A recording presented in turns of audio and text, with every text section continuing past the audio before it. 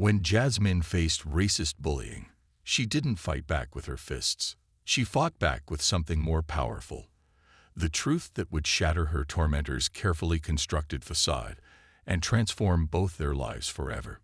The halls of Westlake High School were always chaotic between classes, but today felt different to Jasmine Carter. As a junior who had transferred in just 3 months ago, she was still finding her place. She stood at her locker, carefully organizing her chemistry notes when she felt the air change around her. The usual hallway chatter dimmed slightly as Madison Reynolds and her 2 followers approached. Madison was Westlake's undisputed queen bee, daughter of the school board president, captain of the cheer squad, and apparently self-appointed tormentor of anyone she deemed beneath her. For reasons Jasmine couldn't understand, Madison had targeted her from day one. Well, if it isn't Jasmine," Madison said loudly, leaning against the neighboring locker. "Studying hard as usual. Not that it'll help someone like you get into college." Jasmine took a deep breath and continued organizing her notes. She promised her mother she wouldn't let anything distract her from her goals. A scholarship was her ticket out, and she wasn't about to jeopardize that for someone like Madison. "Hey, I'm talking to you," Madison snapped, knocking Jasmine's chemistry textbook to the floor. "Don't they teach manners where you're from?" "Brianna," Madison's right hand snickered. "Maybe she can't hear us through all that charcoal." The slur hung in the air. Several students nearby fell silent, eyes darting between the girls. Jasmine felt her chest tighten, but kept her expression neutral as she bent to retrieve her book. "That's actually not scientifically accurate," Jasmine said calmly, standing back up. "Melanin doesn't affect hearing. But I'm not surprised science isn't your strong suit, considering you're failing chemistry." Madison's face flushed. "Whatever. At least I don't need to beg for scholarships." "Let's go," added Kylie, the 3rd member of Madison's group. "We're going to be late for Mr. Peterson's class, and he already hates us." As they walked away, Madison turned back. "This isn't over, charcoal." Mrs. Rivera's advanced literature class was Jasmine's sanctuary. The teacher, a passionate Puerto Rican woman with 20 years of teaching experience, created a space where ideas mattered more than social hierarchy. "For our unit on persuasive speech," Mrs. Rivera announced, "you'll be working in pairs to develop and present a 10-minute argument on a social issue of your choice. This will count for 20% of your final grade." Jasmine felt her heart sink when Mrs. Rivera called out the pairings: Jasmine Carter and Madison Reynolds. Madison's audible groan matched Jasmine's internal one. After class, Jasmine approached Mrs. Rivera. "Mrs. Rivera, I was wondering if I could possibly work with someone else." The teacher looked up from her desk. "Jasmine, I paired you with Madison deliberately. You're my strongest analytical thinker, and Madison has natural charisma but struggles with structure. You'll balance each other. But sometimes the most important lessons happen outside our comfort zones," Mrs. Rivera said gently. "Give it a chance." Later that day, Madison cornered Jasmine in the library. "Listen, I don't want to work with you any more than you want to work with me. But I need an A in this class, or my dad will take away my car. So here's the deal. You do all the work, I'll present it, and we never have to actually spend time together." Jasmine shook her head. "That's not how this works. It's a partnership, and we both need to contribute." "God, you're so difficult," Madison huffed. "Fine, my house, tomorrow after school. Let's get this over with." Madison's house was exactly what Jasmine had expected. A sprawling 2-story home in the wealthiest neighborhood in town. What she hadn't expected was the tense atmosphere inside. As Madison led her to the kitchen table, a loud argument echoed from upstairs. Madison's face tightened, but she said nothing about it. "Let's just work here," she said. "My parents are discussing things." For the next hour, they struggled through topic selection. Every idea Jasmine suggested, Madison dismissed immediately. The tension from upstairs seemed to have infected their work session. Finally, Jasmine set down her pen. This isn't working. Why don't we take a break? Madison checked her phone. Whatever. I need to get something from upstairs anyway. Alone in the kitchen, Jasmine noticed a framed photo on the counter. A younger Madison with an older woman who wasn't her mother, both beaming at the camera. The woman had the same smile as Madison, but darker skin. When Madison returned, Jasmine couldn't help asking, "Who's in that photo with you?" Madison's demeanor changed instantly. "My grandmother. She passed away last year." "You have her smile," Jasmine said softly. Something in Madison's expression cracked slightly. "She was from the Dominican Republic. Dad never wanted me to emphasize that part of my heritage. Said it would complicate things for me." Jasmine was stunned. "Your father doesn't want you to acknowledge your own heritage." "My dad has specific ideas about success." Madison's voice was uncharacteristically vulnerable. "Why do you think I work so hard at being perfect?" The realization hit Jasmine. Madison's cruelty toward her wasn't just random bullying. It was deflection, a desperate attempt to distance herself from anything that might connect her to her own background. "I think," Jasmine said carefully, "I know what our presentation should be about." The week following their revelation at Madison's house marked the beginning of an unexpected metamorphosis. What had started as a reluctant partnership assigned by Mrs. Rivero was evolving into something neither girl could have anticipated. The transformation wasn't immediate or easy. It emerged in small moments, tentative conversations, and gradual shifts in perspective that accumulated day by day. Their first real working session after the breakthrough came on a Wednesday afternoon. Jasmine arrived at Madison's house with a newfound awareness of the complexities beneath Madison's carefully constructed facade. The house felt different now that she understood more about what happened within its walls. When Madison's father passed through the kitchen, his critical gaze lingered on their project materials spread across the table. Jasmine noticed how Madison's posture instantly stiffened, how her voice shifted to a higher, more polished register as she explained their assignment.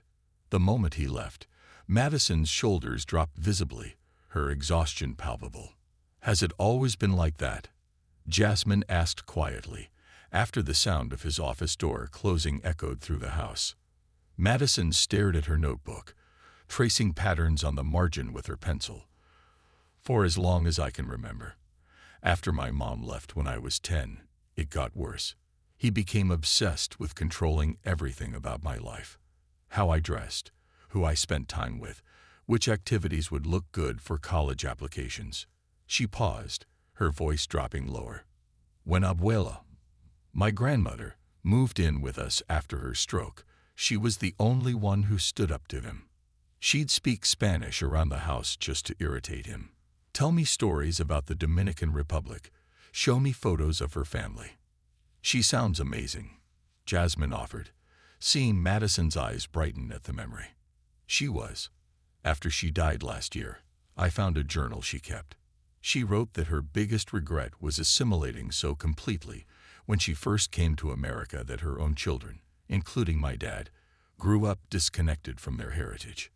Madison's voice cracked slightly. "She wrote about how proud she was that I showed interest in learning about where we came from, even if my dad discouraged it." The personal connection deepened their research on identity and conformity. What had begun as an academic exercise became increasingly personal as they gathered psychological studies, historical examples, and contemporary accounts of people who had either embraced or rejected their cultural heritage. They developed a framework that examined the psychological cost of denying one's identity versus the social advantages such denial sometimes provided. Their working dynamic evolved too.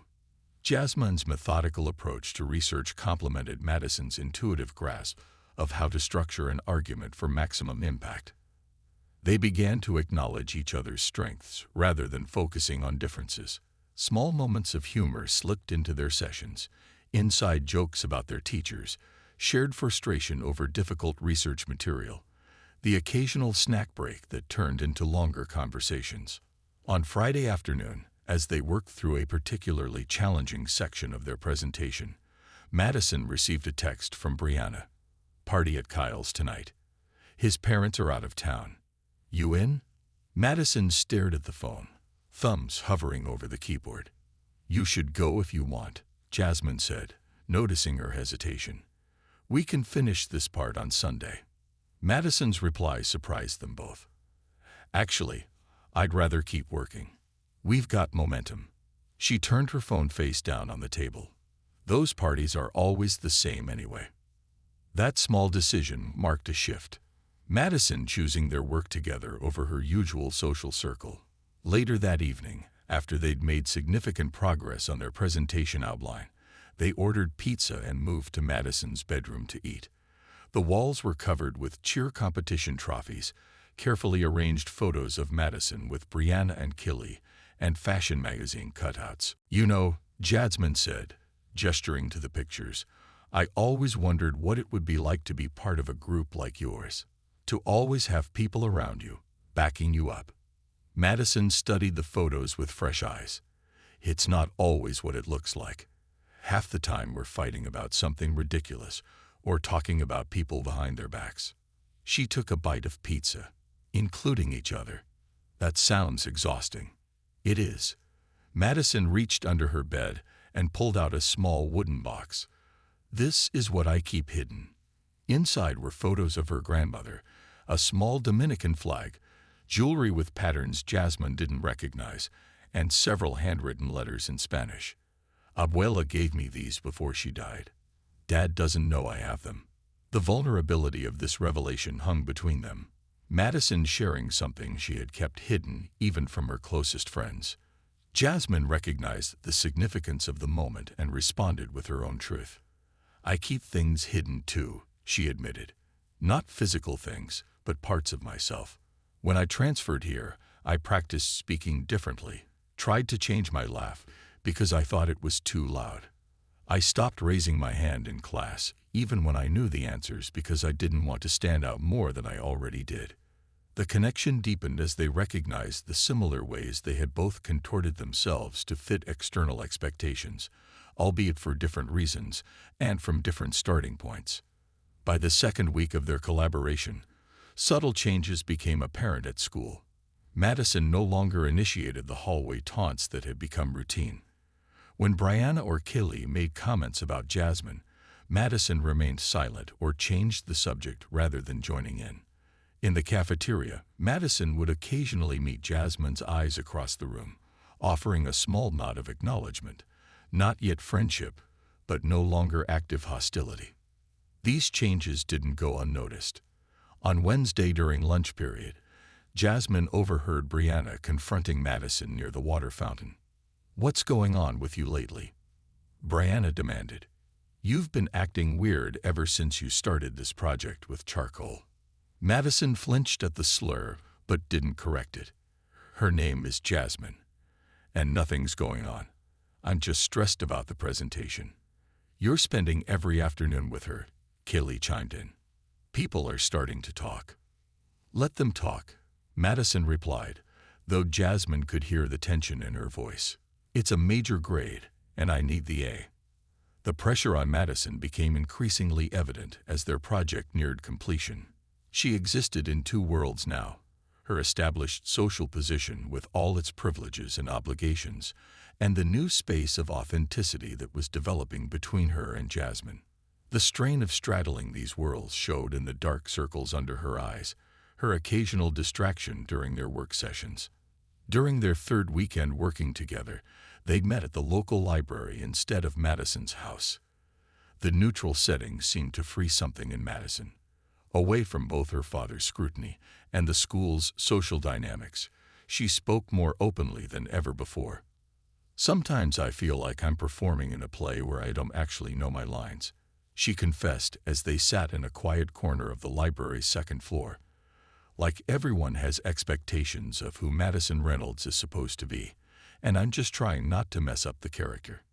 Jasmine nodded, understanding more than Madison might have expected. I know what that's like. When you're already different in obvious ways, people have all these assumptions about who you are, what you believe, how you'll act. Sometimes it's easier to just stay quiet than constantly explain that you don't fit their idea of you. How do you deal with it? Madison asked, genuine curiosity in her voice. How do you stay so solid in who you are? The question caught Jasmine off guard. She had never thought of herself as particularly confident or self-assured. I don't always feel solid, she admitted. But my mom always says that if you don't define yourself, other people will define you. And their definition rarely includes all the parts that make you whole. This conversation became the turning point for their presentation. They decided to structure it as a dialogue rather than a traditional speech, a back and forth that would showcase their different perspectives and experiences, culminating in their shared conclusion about the importance of authentic identity. As they worked through draft after draft, their communication became more fluid. They developed shorthand for complex ideas, anticipated each other's thoughts, and built upon each other's contributions without the competitive edge that had characterized their early interactions. The transformation extended beyond their project. Madison began asking Jasmine questions about her previous school, her family, her interests outside of academics. Jasmine learned about Madison's ambitions beyond the narrow path her father had laid out for her. Her interest in photography, her secret application to art programs that her father would never approve. They discovered unexpected commonalities. Both loved old black and white films. Both had a weakness for spicy food. Both wrote poetry they showed to no one. Their final work session before the presentation lasted well into the evening. Madison's father was away on a business trip, giving them the rare luxury of working without his looming presence. They practiced their presentation repeatedly, refining transitions, clarifying points, adjusting their timing. I think we're ready, Jasmine said finally, closing her laptop. This is good work. Madison nodded, but her expression remained troubled. I'm going to say it, about my grandmother, about being biracial. In front of everyone. Are you sure? Jasmine asked, understanding the magnitude of this decision. The presentation works without making it that personal. I'm sure. Madison's voice was quiet but firm. It's time. Abuela would want me to. That night, as Jasmine packed up her materials to head home, Madison walked her to the door. There was a moment of awkwardness. Their relationship had evolved beyond their initial antagonism, but had not yet settled into a comfortable definition. Thanks, Madison said finally. Not just for the project, but for, she gestured vaguely, seeing me. The real me. Thank you for letting me, Jasmine replied. As she walked home, under the darkening sky, Jasmine reflected on the strange alchemy of the past weeks. She had entered this partnership braced for conflict, prepared to endure Madison's hostility for the sake of her grade. Instead, she had witnessed the gradual dismantling of carefully constructed walls. Madison's, and surprisingly, her own. The transformation wasn't complete. Madison still inhabited her privileged social position. Jasmine was still navigating the challenges of being one of the few black students at Westlake.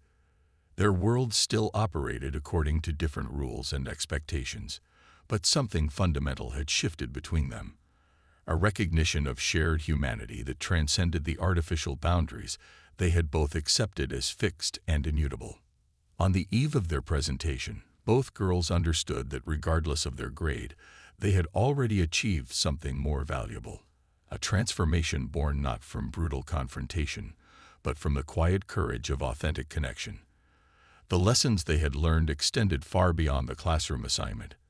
That identity is both inherited and chosen, that authenticity requires constant acts of courage, and that the most profound changes often begin with the simple act of truly seeing another person. The morning of the presentation arrived with a weight of anticipation that neither Jasmine nor Madison had expected when they first became partners. What had begun as a simple assignment had evolved into something far more personal, a public declaration that would challenge not only their classmates' perceptions, but the carefully constructed identities both girls had maintained throughout their high school years. Jasmine arrived early to Mrs. Rivera's classroom, her portfolio containing their presentation materials clutched tightly to her chest. The room was still empty except for Mrs. Rivera, who was arranging chairs in a semicircle rather than their usual rows. "Good morning, Jasmine." Mrs. Rivera smiled, noticing her hesitation at the door. "I thought we'd try a different arrangement today. Presentations feel more like conversations this way." Jasmine nodded, appreciating the teacher's intuition. Their presentation wasn't designed for the typical stand-at-the-front delivery. It was meant to invite dialogue, to break down the barriers between speaker and audience, just as the content itself addressed breaking down societal barriers. As she helped Mrs. Rivera arrange the final chairs, Jasmine's thoughts drifted to Madison. They had texted late into the previous night, Madison expressing last-minute doubts about revealing such personal information to their classmates. "What if they look at me differently? What if my dad finds out?" Her texts had read. Jasmine had reassured her, reminding her of the power in owning her story, but she couldn't help wondering if Madison would change her mind by morning. The classroom gradually filled with students. Presentation days always carried a nervous energy. Some students frantically reviewing notes, others feigning casualness to mask their anxiety. Brianna and Kelly entered together, scanning the room before taking seats near the back. They glanced at Jasmine with expressions that mixed curiosity and lingering disdain, clearly wondering where Madison was. Just as Mrs. Rivera was about to call the class to order, Madison appeared in the doorway. Her usual confident stride was tempered with a visible tension, but her eyes immediately found Jasmine's across the room. The small nod they exchanged carried volumes of unspoken understanding. "Today we continue with our persuasive presentations," Mrs. Rivera announced after taking attendance. "Remember, you're being evaluated not just on structure and delivery, but on your ability to connect with your audience and present a compelling argument. Who would like to volunteer to go first?" Madison's hand rose before Jasmine could even react. "We'll go," she said, her voice carrying a steadiness that belied the nervous energy Jasmine could sense beneath the surface. As they made their way to the front of the classroom, Jasmine discreetly squeezed Madison's arm, a small gesture of solidarity that didn't go unnoticed by their observant classmates. Several exchanged confused glances, unprepared for any display of friendship between the former adversaries. Mrs. Rivera dimmed the lights slightly as Jasmine connected her laptop to the projector. Their opening slide appeared: identity and authenticity. The cost of conformity, against a background image of masks arranged in a spectrum from white to black, with countless shades between. Madison took a deep breath and began. "What would you sacrifice to fit in? Your accent, your cultural traditions, your family connections, your true self." The questions hung in the air, immediately setting a more reflective tone than the class was accustomed to in student presentations. Jasmine continued seamlessly. "Throughout history and in our everyday lives, people make these sacrifices, sometimes consciously, sometimes without even realizing it. Today, we're exploring the psychological and social impact of conformity versus authenticity, particularly as it relates to racial and cultural identity." They moved through the first section of their presentation with practiced precision, alternating between research findings and analysis. Madison handled the psychological research with unexpected depth, explaining concepts like internalized racism and assimilation pressure with clarity and nuance. Jasmine presented historical contexts and contemporary examples, her natural academic strengths shining through without apology. The class, initially restless as most teenage audiences are, gradually became more engaged. Even Brianna and Kelly, who had been whispering to each other during the introduction, fell silent as the presentation progressed. Then came the transition to the personal example section, the moment they had prepared for but couldn't fully anticipate. Madison's voice faltered slightly as she began. "We've looked at the research in the broader social context, but now we want to share how these issues play out in real lives, specifically, our lives." Jasmine stepped forward slightly, providing silent encouragement. Their eyes met briefly, and something passed between them. Trust, perhaps, or recognition of the threshold they were about to cross together. Madison turned back to the class, her posture straightening with resolve. "What many of you don't know, What I've actively hidden for most of my life is that I'm biracial. The statement landed in the classroom like a stone dropping into still water, creating ripples of surprised murmurs and widened eyes. My grandmother was Afro-Latina from the Dominican Republic. Madison continued, her voice growing stronger. She came to America in the 1960s and faced discrimination that I can barely imagine. Over time, she learned to emphasize certain parts of her identity while downplaying others, to pass when possible, to assimilate in ways that would make life easier for her children. She clicked to the next slide, which showed the photo Jasmine had discovered in Madison's kitchen. Madison and her grandmother, their smiles mirror images despite their different skin tones. This is my abuela Rosa. She died last year, and one of the last things she told me was that her biggest regret was letting others define her worth by how well she could erase parts of herself. The classroom was utterly silent now. Brianna's mouth had fallen open slightly. Killy was staring at Madison, as if seeing her for the first time. Other students leaned forward in their chairs, captivated by this unexpected revelation from someone they thought they knew. For years, Madison's voice wavered slightly. I've hidden this part of myself because I was taught it would hold me back. I straightened my naturally curly hair, avoided the sun to stay lighter-skinned, distanced myself from my grandmother's culture and language.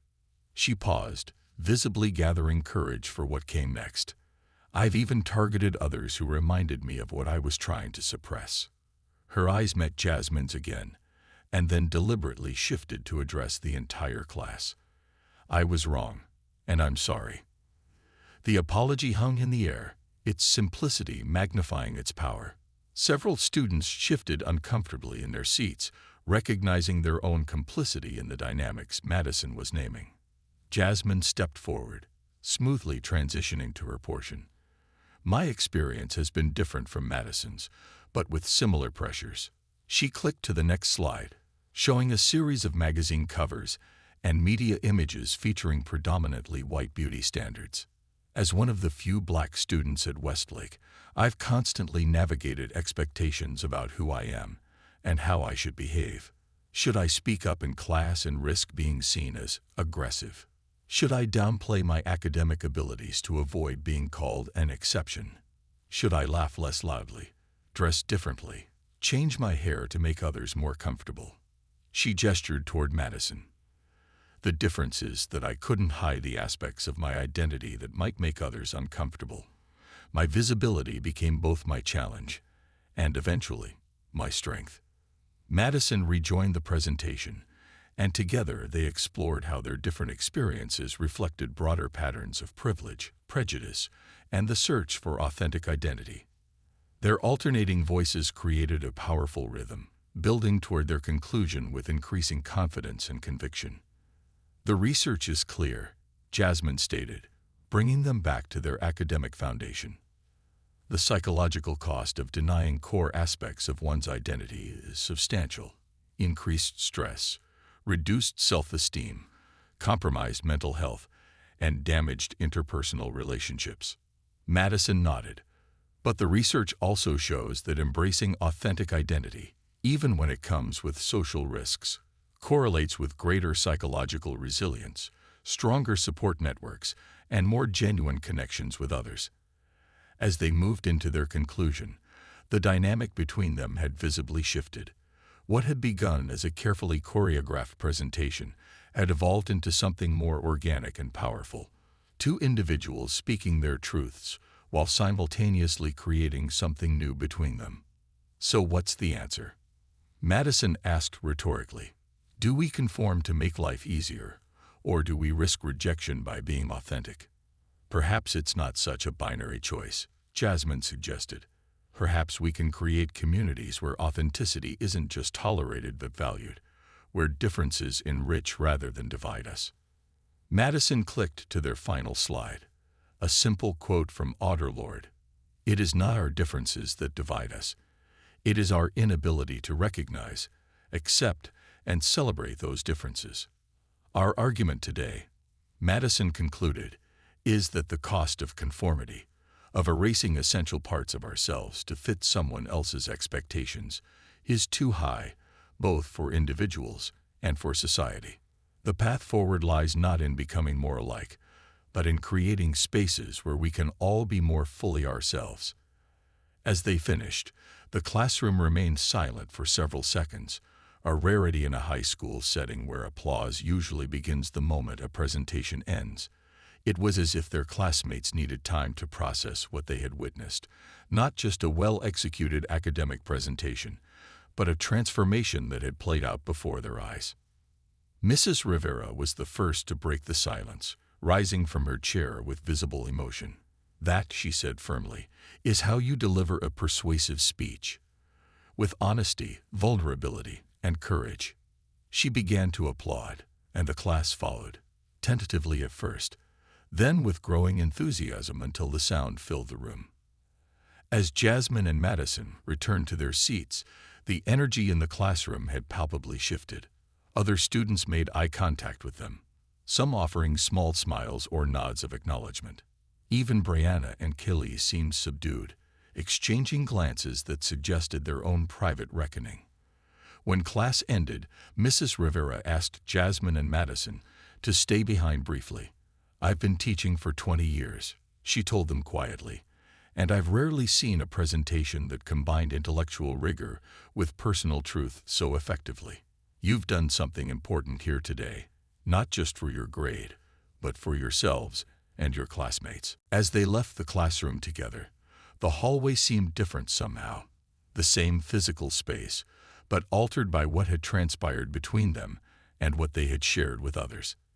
They walked side by side, neither speaking immediately, processing the significance of what had just occurred. "Are you okay?" Jasmine finally asked as they approached their lockers. Madison considered the question seriously. "I don't know yet," she admitted, "but I think I will be." Before they could say more, Brianna approached, her usual confidence diminished. "Madison," she began, then stopped, clearly struggling with what to say. "Why didn't you ever tell us? About your grandmother, about being biracial?" Madison met her gaze directly. "Because I was ashamed," she admitted. "And that was my problem, not yours or Jasmine's or anyone else's." Brianna nodded slowly, absorbing this. "The presentation was really good," she offered awkwardly before walking away. Madison turned back to Jasmine. "That's a start, I guess." "It is," Jasmine agreed, "for all of us." As they parted ways for their next classes, both understood that something fundamental had shifted, not just in their relationship with each other, but in how they engaged with the world around them. The presentation had been more than an academic exercise. It had been a declaration of intent to live more authentically, regardless of the challenges that might bring. The grade they would receive seemed suddenly insignificant compared to what they had already gained, the courage to speak their truths, and the discovery that doing so could transform not just themselves, but the space they'd occupy together. The weekend after their presentation passed in a strange limbo. Jasmine spent most of it helping her mother with spring cleaning, her phone uncharacteristically active with occasional texts from Madison, brief updates about her father's reaction to her grade, pleased but disinterested in the content, questions about homework for other classes, and once, a photo of a small collection of her grandmother's recipes she had found in an old box. These digital exchanges felt tentative, as if both girls were testing the boundaries of this new connection outside the structure of their assignment. Monday morning arrived with the weight of uncertainty. The school hallways held their usual chaotic energy, but Jasmine felt a difference in how she moved through them. Some students who had witnessed their presentation offered small nods of acknowledgement. Others seemed unsure how to react to the shifting social dynamics. Madison had texted her that morning, "See you at lunch," a question that left Jasmine both hopeful and apprehensive. What would it mean for Madison to publicly acknowledge their friendship? How would her established social circle respond? Jasmine arrived at the cafeteria later than usual, having stayed after English class to discuss an upcoming essay with her teacher. The usual territorial divisions of the lunchroom were in full effect. Athletes clustered near the windows, theater kids claiming the round tables near the stage entrance, academic competitors huddled with their study materials spread across tables near the back. Jasmine typically sat at a small table in the corner with two other transfer students, comfortable in their shared status as recent arrivals. She had just settled into her usual spot when a hush fell over the nearest tables. Madison was walking directly toward her, lunch tray in hand, without Brianna or Kylie flanking her for the first time in recent memory. The cafeteria's ambient noise dimmed as students noticed this deviation from the established order. "Is this seat taken?" Madison asked, her voice carrying in the suddenly attentive space. Jasmine smiled, recognizing the courage this simple act required. "It is now." Madison sat down, arranging her lunch with deliberate casualness that belied the significance of the moment. Jasmine's usual tablemmates exchanged surprised glances, but said nothing as Madison introduced herself to them properly, perhaps for the first time despite having attended school together for months. The tension lasted only minutes before conversation resumed throughout the cafeteria, though Jasmine noticed occasional glances thrown their way. By the time lunch period was half over, the novelty had diminished enough that Brianna approached their table, hovering uncertainly at its edge. "Can I sit with you guys?" she asked, her usual confidence notably absent. Madison looked to Jasmine, a silent question in her eyes. Jasmine nodded slightly. "Sure," Madison replied, moving her backpack to make room. Brianna sat down awkwardly, her discomfort evident in how she arranged and rearranged her food without eating much. "Your presentation was really good," she offered eventually, echoing her comment from Friday but with more sincerity. "It made me think about stuff." "That was kind of the point," Madison said, her tone gentle rather than confrontational. "I didn't know about your grandmother," Brianna continued, "or about any of that history you talked about with assimilation and passing and all that." "Most people don't." Jasmine entered the conversation. "It's not something we learn much about in standard history classes." "Yeah," Brianna nodded, seeming genuinely interested. "Do you think? I mean, would it be okay if I borrowed some of those books you mentioned in your bibliography? For, personal research." The request, awkward but earnest, represented its own small transformation.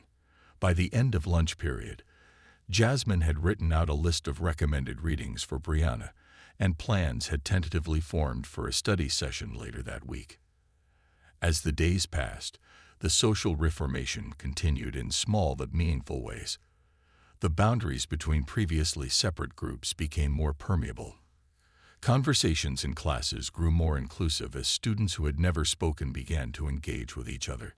Teachers noticed the shift, exchanging their own observations in the faculty lounge about increased participation and more thoughtful discussions. Madison and Jasmine's friendship solidified through these changes, their shared experience creating a foundation of understanding that transcended their different backgrounds. They discovered mutual interests beyond academics, a shared love for photography, similar taste in music, compatible senses of humor. They challenged each other too, pushing against ingrained assumptions and comfortable habits of thought. 2 weeks after their presentation, Madison approached Jasmine with an idea that had been forming since their work together. "What would you think about starting a club?" she asked as they walked home together, a new routine they had established, something focused on cultural awareness and dialogue. Jasmine considered the suggestion. "Like a diversity club. We've never had one before." "More than that," Madison elaborated, her enthusiasm building. "A space where people could share their stories, learn about different cultural traditions, maybe organize events that go beyond the typical school assembly approach to diversity." "You really think the administration would approve something like that?" Jasmine questioned, thinking of the school's generally conservative approach to curriculum and activities. Madison smiled. "My dad is on the school board, remember? I might as well use that privilege for something worthwhile." The process of establishing the Westlake Cultural Awareness Club revealed both the challenges and opportunities of their endeavor. The initial proposal received mixed reactions from administrators, support from progressive teachers like Mrs. Rivera, hesitation from those concerned about political content, outright resistance from a few who saw no need for such initiatives in their perfectly harmonious school community. Madison navigated these obstacles with newfound purpose, leveraging her social capital and family connections, while Jasmine contributed strategic thinking and well-researched counterarguments to administrative concerns. Together, they built a coalition of supportive teachers, interested students, and eventually, parents who recognized the educational value of their proposal. By mid-spring, the club had official approval, a dedicated faculty advisor in Mrs. Rivera, and a growing membership that reflected a cross-section of Westlake's student body.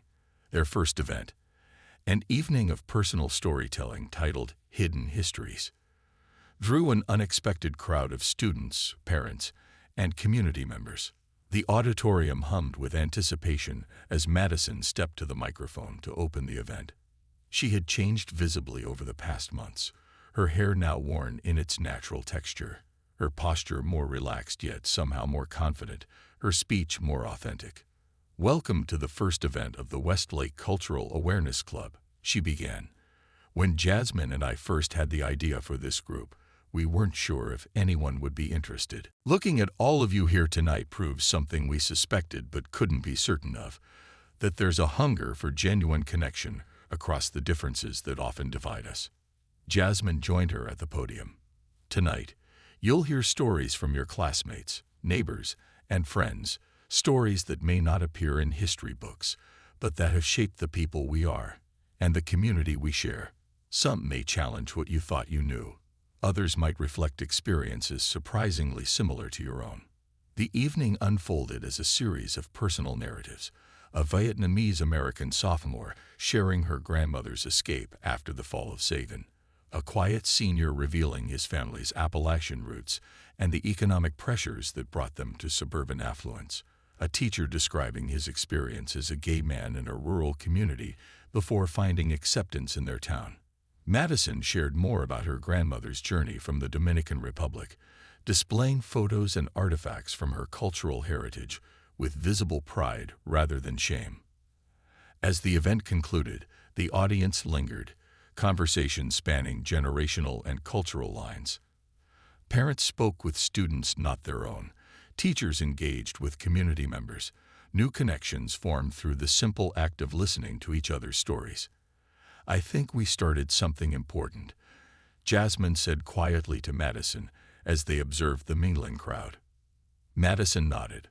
"Something that will outlast us here." Indeed, as their senior year approached, the club had become an established part of Westlake's culture. Monthly events drew consistent attendance. A mentorship program paired incoming freshmen with upperclassmen from different backgrounds, and curriculum recommendations from the club had been adopted by several departments. The personal transformations continued as well. Madison's relationship with her father remained complicated, but she had begun to assert her own identity and interests with new confidence, including her decision to apply to colleges with strong anthropology programs rather than the business schools he preferred. Jasmine found herself speaking up more readily in classes, her academic confidence no longer tempered by concerns about how she would be perceived. Their friendship deepened through these evolutions, supporting each other through college applications, family tensions, and the ordinary dramas of high school life. By the time senior year rankings were announced, no one was particularly surprised that Madison and Jasmine had tied for valedictorian, their different academic strengths resulting in identical GPAs. The graduation ceremony on a warm June day represented more than academic achievement for both of them. As they stood together at the podium to deliver a shared valedictory address, the symmetry of their journey was not lost on the audience. "When I arrived at Westlake as a transfer student 2 years ago," Jasmine began, "I never imagined standing here today. I certainly never imagined sharing this moment with someone who started as my adversary and became one of my closest friends." Madison continued, "Our journey reflects something larger than our individual experiences. It speaks to the possibility of transformation, not just of ourselves, but of our communities when we have the courage to be authentic and to recognize the humanity in each other." Their speech wove together reflections on their high school experience with broader observations about identity, community, and the future their generation would inherit. As they concluded, Madison offered words that resonated far beyond the immediate occasion. The most brutal lesson I learned in high school wasn't delivered with fists or harsh words. It was the quiet power of someone who refused to be less than herself to make others comfortable. Sometimes, the people who challenge us most are the ones who help us find our true selves. Jasmine, watching the audience respond with a standing ovation, felt the truth of those words in her own experience. Their story had never been about a dramatic confrontation or revenge against bullies. It had been about the courage to remain whole in a world that often demanded fragmentation, and the transformative power of seeing and being seen completely. After the ceremony, as families mingled on the school lawn, Madison's father approached them with an older woman Jasmine didn't recognize. "I'd like you to meet my Aunt Elena," he said with uncharacteristic hesitation. "My mother's sister. She's visiting from the Dominican Republic." The older woman embraced Madison warmly, speaking rapid Spanish that Madison struggled to follow. Then she turned to Jasmine, took both her hands, and said in accented English, "Thank you for helping my niece find her voice. Rosa would be so proud."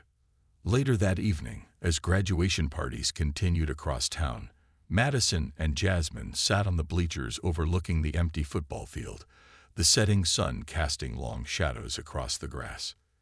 "Do you think we'll stay friends?" Madison asked, voicing the question that often haunts graduating seniors. "After college, I mean. When we're in different places." Jasmine considered the question seriously. "I think we've built something real," she said finally. "Not just between us, but in how we see the world now. That doesn't just disappear with distance." Madison nodded, satisfied with the answer. "You know what's strange? If you had asked me 2 years ago to describe the perfect high school experience, it would have been all about popularity and fitting in and never making waves.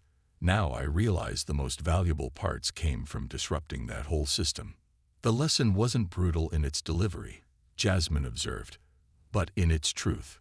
Real power comes not from tearing others down, but from standing firmly in your own worth and helping others find theirs." As they sat in companionable silence watching the sun disappear behind the horizon, both understood that their story, both individual and shared, was just beginning. The transformation that had started in a high school hallway with a cruel taunt had expanded into something neither could have anticipated. A new understanding of themselves, each other, and the world they were about to enter. Their new beginning wasn't just about friendship across social and racial boundaries, though that itself was significant. It was about the ripple effects of authenticity, the communities that form when people are brave enough to be fully themselves, and the quiet revolution that happens when young people reject the limitations others try to impose on them. As the stars began to appear in the darkening sky, they made their way back to the celebration, carrying with them the knowledge that some lessons, even difficult ones, become the foundation for growth far beyond what anyone could have imagined.